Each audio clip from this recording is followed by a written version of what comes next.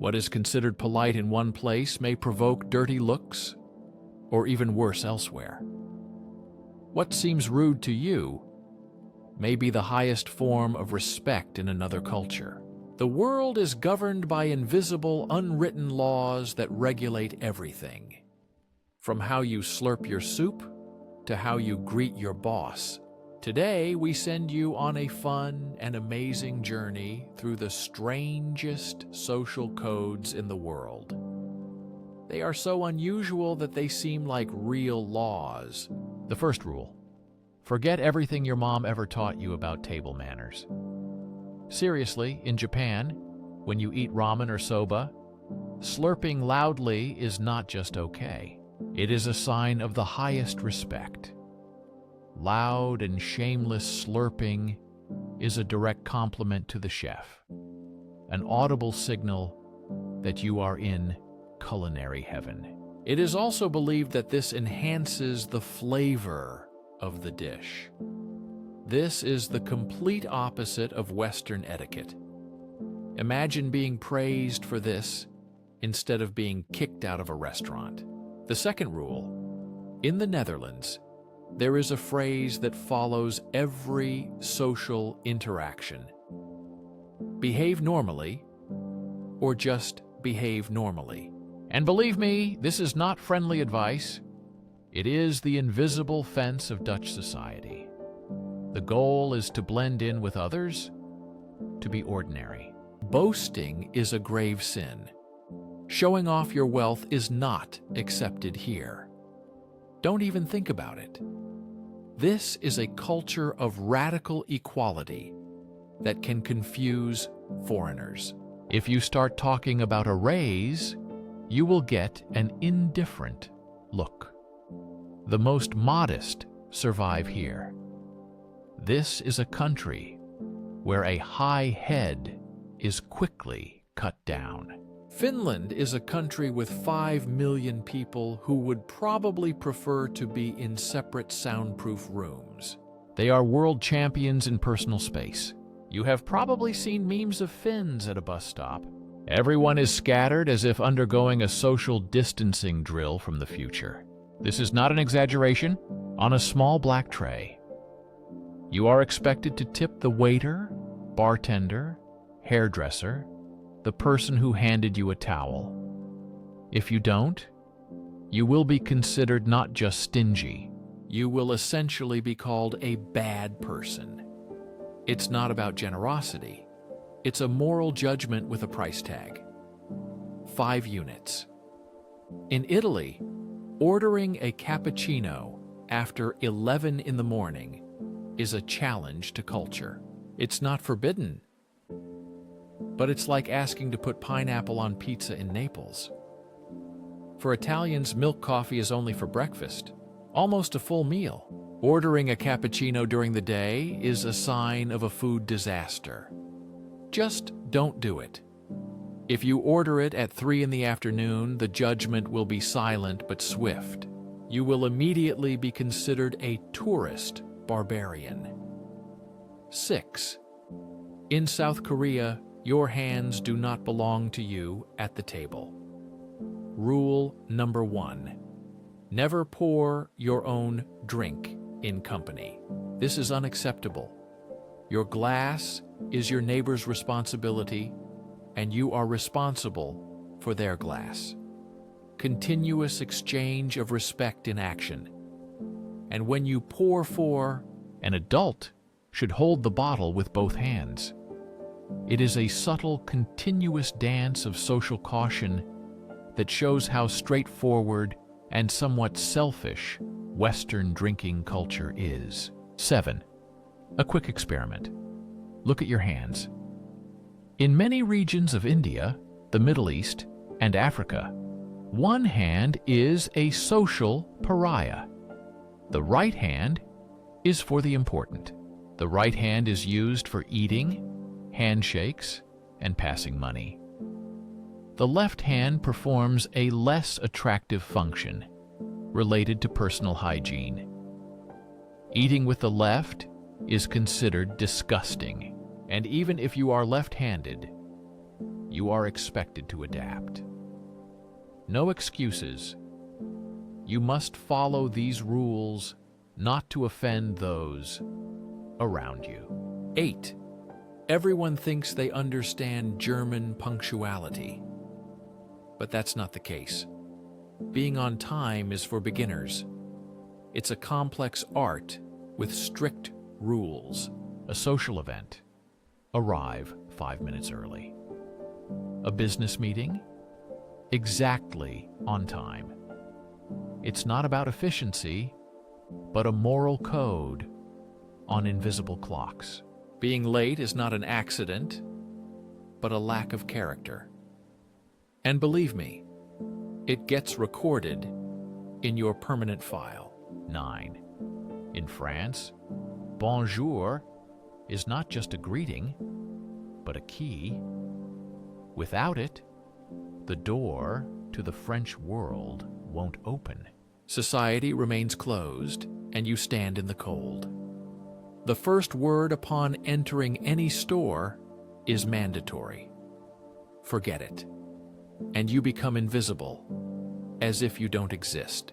Say bonjour, and the world slightly opens up. But this is just the beginning. Loudly praising your achievements is a big taboo. It's a cultural equivalent of a group chat, silently judging the use of an exclamation mark. In Greece, to compliment a child, you must be ready to spit. In Greece, spitting is considered a protection against the evil eye. Compliments can cause envy and misfortune, while spitting is a magical response. Not evil, but a protective gesture. Imagine the panic of an American tourist when they see a kind old lady seemingly spitting on their newborn. It is the cultural equivalent of knocking on wood, but with saliva. In Thailand, under no circumstances should you touch another person's head. The head is the most sacred part of the body, the home of the soul. Even a friendly pat is a deep violation. Thus, the head is the spiritual peak, and the feet are the lowest and dirtiest part of the body. Pointing feet at a person or religious symbol is a great insult. Hands have a strict, invisible rule. They must not be raised above someone else's shoulders. This is an unwritten taboo that must never be broken. In the United Kingdom, offering a cup of tea is not just a question. It is the beginning of a subtle social dance with many unspoken rules and nuances. It is very important how exactly you ask, which milk to use, and how to serve the tea properly. It is a whole ritual comparable to royal etiquette. The heated debate about tea ratio and whether milk goes in first or last is loaded with meaning. Getting it wrong brings more than funny looks. It is like tripping on the red carpet at Buckingham Palace while spilling tea on the Queen's corgi. The stakes of tea etiquette are surprisingly high. In Spain, if you arrive for dinner at 7 p.m., you will not be early. Instead, you might eat alone while the restaurant staff still sets tables.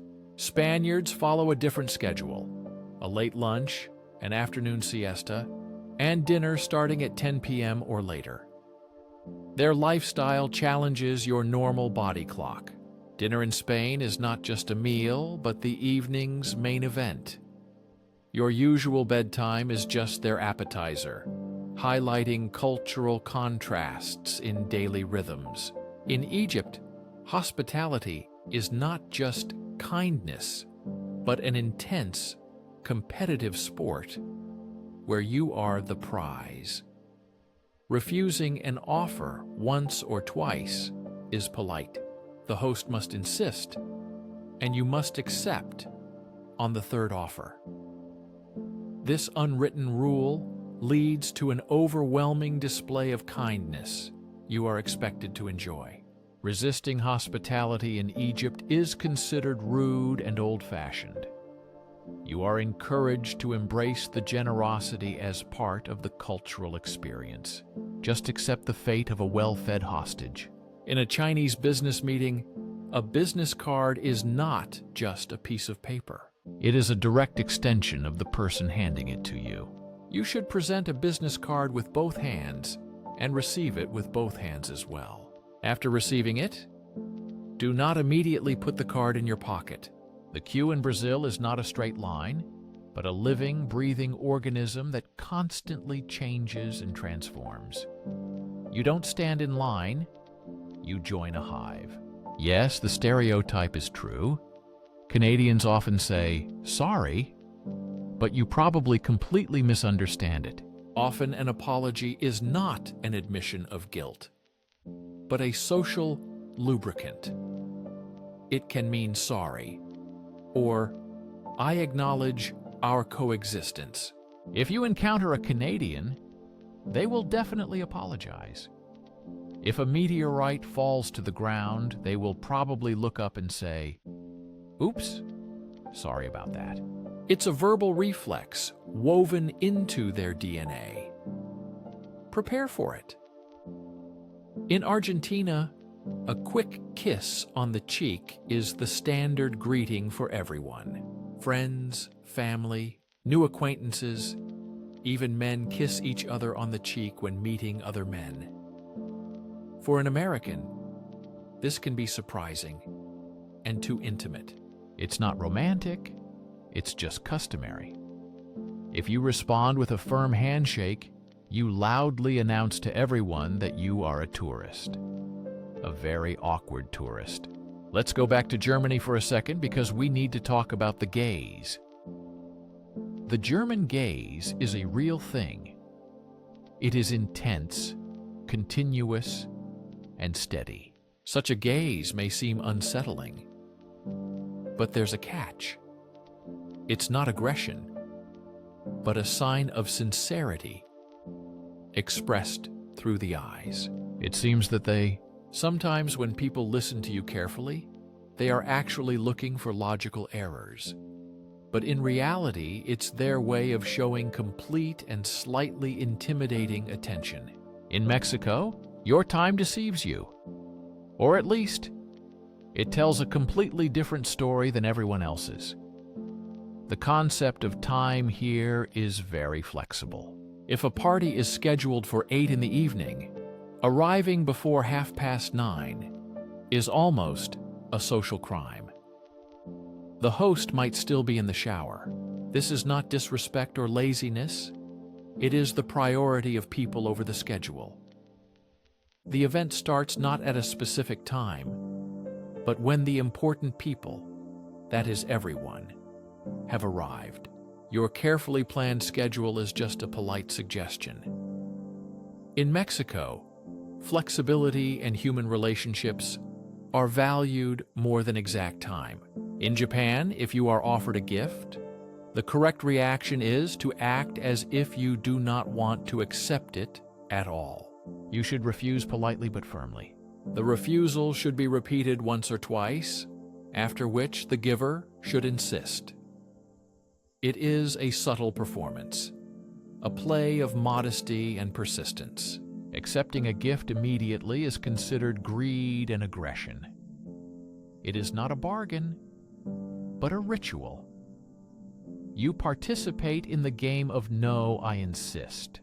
The cultural rule demands that you must be the first to swerve in a social situation. Everyone knows about Danish hygge.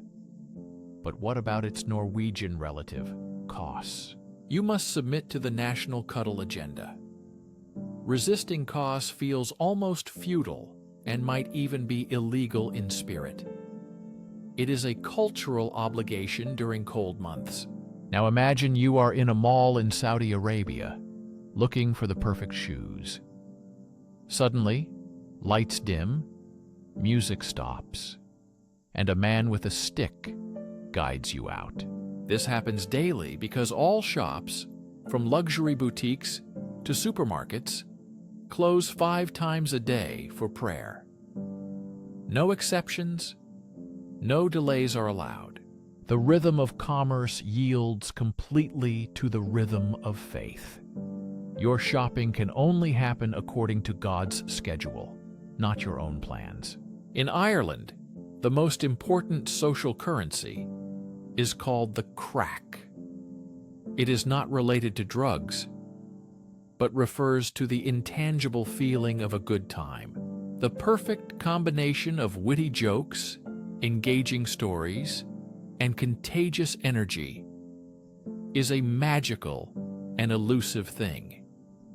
It cannot be planned in advance. As soon as you say, "Let's have a good laugh," you already kill the moment. It's like quantum physics. Observation changes the outcome. In America, you are taught to smile at strangers. In some parts of Eastern Europe, a smile is perceived as a sign of foolishness or dangerous instability. A smile is not just a greeting, but a manifestation of genuine warmth.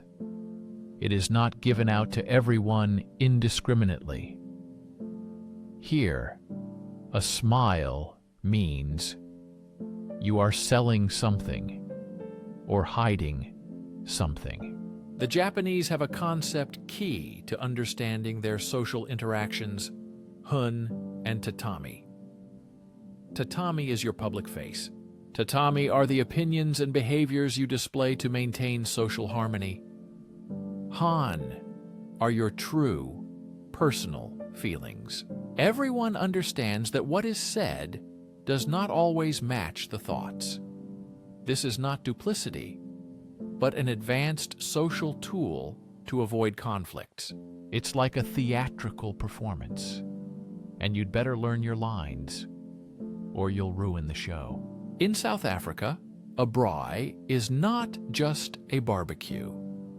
Calling it that is like calling the Super Bowl just a ball game. Braai is a whole day-long ritual. There is one braai master who is in charge of the fire, and no one dares to question his methods. Cooking takes hours. It's a marathon of slow grilling and socializing. This is not about quick meat preparation, but about the entire process. Braai is a cultural institution with tongs in hand, uniting people and traditions. In Finland, some of the most important business meetings take place in a small, stuffy, wooden room where everyone is completely naked. Welcome to the sauna. For Finns, the sauna is a place of deep, non-sexual, egalitarian communication. Titles and hierarchies melt away with the sweat. Discussing company mergers naked is normal. This is the most honest meeting of the whole week, because it's hard to hide behind corporate jargon when you don't even have pants on. It's just an ordinary Tuesday. In the Philippines, a watch is more of a decorative element than a tool for precise time measurement. Filipino time means being 15 to 60 minutes late. Being late for a meeting is normal, and no one is in a hurry. Time flows differently here, and all participants in life are accustomed to it. In some countries, social gatherings are not just a common occurrence, but an expected event. It is a national understanding that everything happens in its own time. Getting angry about delays is a waste of energy and a sign that you are an outsider. This approach to life seems relaxed, but to a German, it may seem unbearable. In many countries, from Canada to Japan and all of Scandinavia, there is a sacred, invisible line at the doorstep. It is not a request, but a law. A guest is obliged to take off their shoes. For an American used to wearing sneakers, this may seem strange. But dirty street marks on a clean floor are a war. In America, the end of a group lunch turns into chaos with Venmo requests and disputes over checks. In France, however, it is a subtle, bloodless dual moment. The rule is simple. The one who invited pays. This leads to a strange spectacle where everyone fights to pay the bill, aggressively insisting, fully aware of who should win. It is a beautifully staged play about generosity, the ending of which is well known and understood by everyone. A quick pointing gesture towards the room.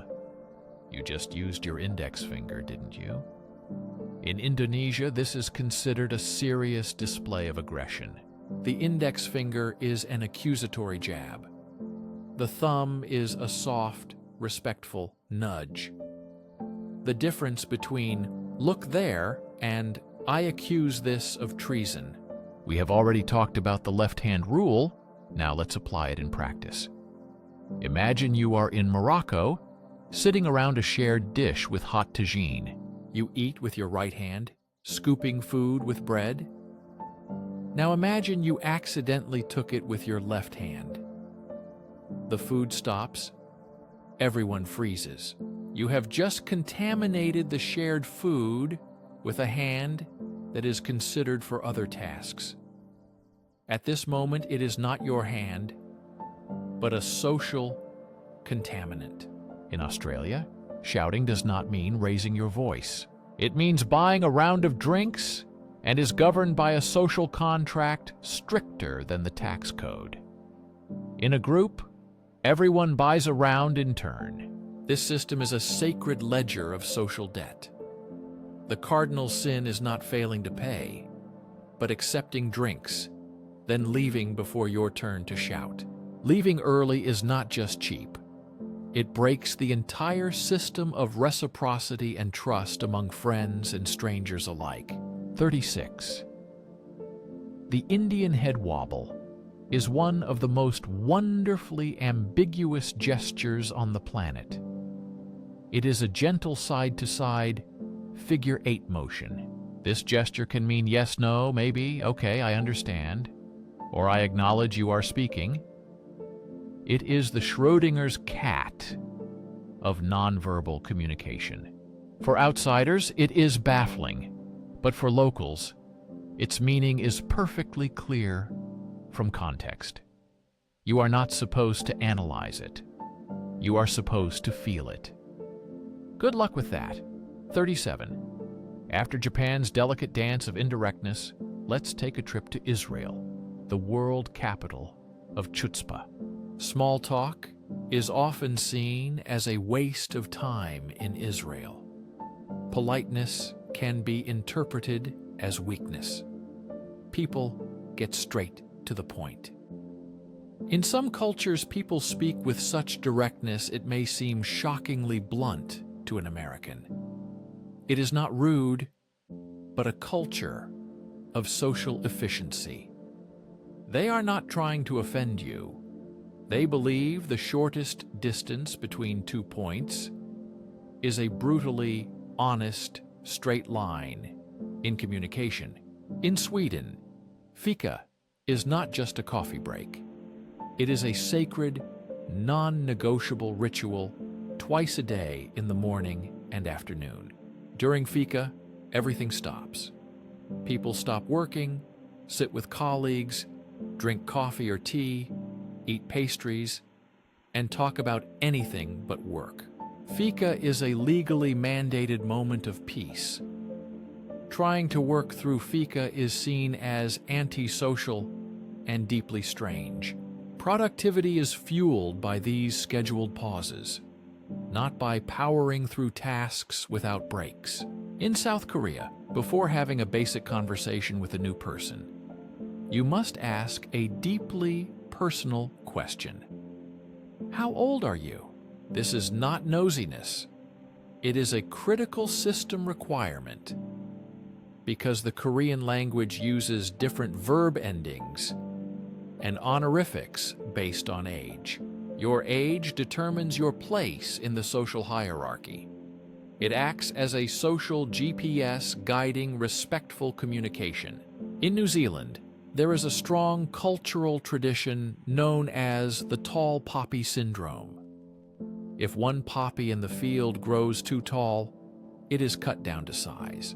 In human terms, this means that anyone who becomes too successful or noticeable is quickly and ruthlessly brought back down to earth by their peers. This creates a strong sense of equality, but becomes a nightmare for ambition.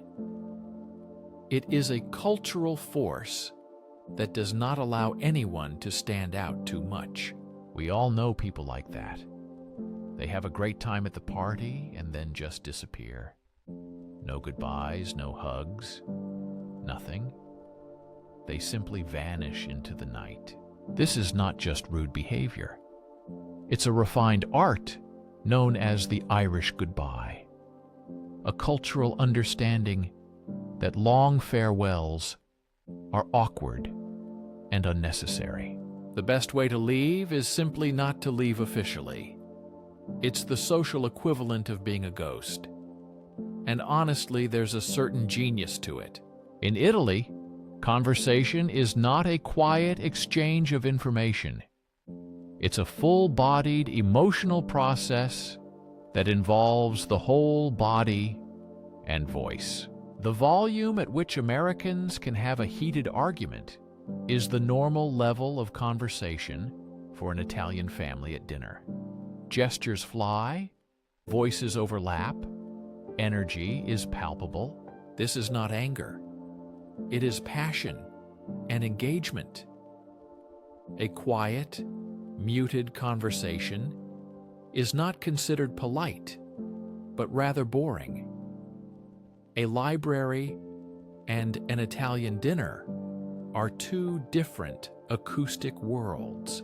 In many East Asian cultures, especially in China and Japan, the number 4 is considered an embodiment of misfortune. Its pronunciation is very similar to the word death. This is taken very seriously. In many buildings, the 4th, 14th, and 24th floors are skipped, going directly from the 3rd to the 5th. People avoid giving gifts in sets of 4. There is a real phobia, tetraphobia. It is as if an entire culture treats the number like a contagious disease. The first question an American asks a stranger is almost always, "What do you do?" In many parts of Europe, this is considered very rude. This question is too personal, direct, and implies that a person is defined only by their job. Americans perceive a career as an important part of identity. In Europe, a person's identity is much broader and is not limited to their profession. Other aspects of life are valued here, not just work activity. For many people, the question, "What do you do?" is not just a greeting, but turns a simple hello into an unexpected job interview. It is not a question about personality. For a Westerner, a bath is a place for washing. In Japan, however, ofuro is a way to relax after the body has already been thoroughly cleaned. First, one sits on a low stool and carefully washes the body with soap, completely rinsing off the dirt. Only after this can one enter the hot bath. Entering the bath dirty is like washing your feet in soup. In Japan, it is not just bathing, but entering a sanctuary for the soul and body. In America, asking for a doggy bag is common.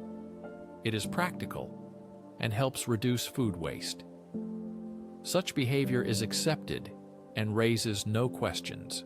In Europe, especially in France and Italy, asking to pack leftover food is a social faux pas. It implies the portion was too large or suggests greed. For Europeans, packing food is like asking the chef to sign a dirty napkin. It ruins the perfect dining atmosphere. In China, giving money as a gift is a true art. During Lunar New Year and holidays, money is placed in a hongbao, a red envelope. But there are strict rules. The banknotes must be new and fresh. The amount should include the lucky number 8 and avoid the unlucky number 4. Coins are not accepted. It is a symbolic gesture where the presentation and hidden meaning matter more than the actual sum of money. Money is not just money. It is a sign of respect and luck. Driving in Rome is not just transportation.